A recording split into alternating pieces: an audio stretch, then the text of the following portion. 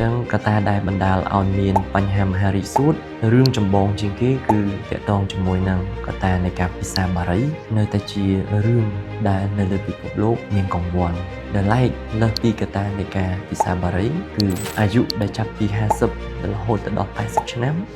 គឺមានអត្រានៃការកើតជំងឺមហារីកច្រើនបាទអរគុណច្រើនមែនទែន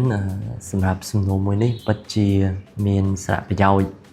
សម្រាប់ប្រជាពលរដ្ឋយើងក៏ដូចជាក្រុមគ្រូពេទ្យនិងក្រុមការងារសុខាភិបាលកត្តាដែលបណ្ដាលឲ្យមានបញ្ហាជំងឺមហារីកសួតគឺប្រកបណាស់វាជាចំណុចមួយដែលសំខាន់ដែលប្រជាពលរដ្ឋលោកតែងតែចង់ដឹងដើម្បីទប់ស្កាត់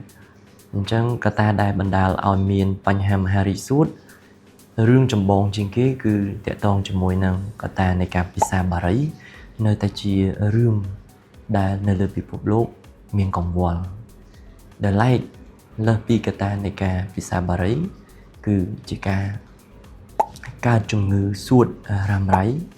ដូចជាជំងឺដែលមានបញ្ហារីកទៅលើទងសួតឬមួយក៏ជាជំងឺដែលបណ្ដាលមកពី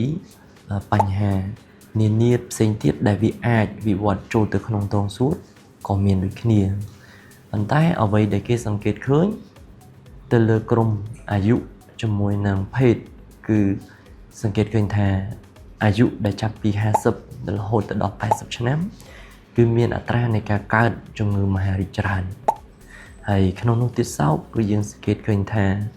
អ្នកដែលមានភេទប្រុសមានការកើតឡើងច្រើនជាងភេទស្រី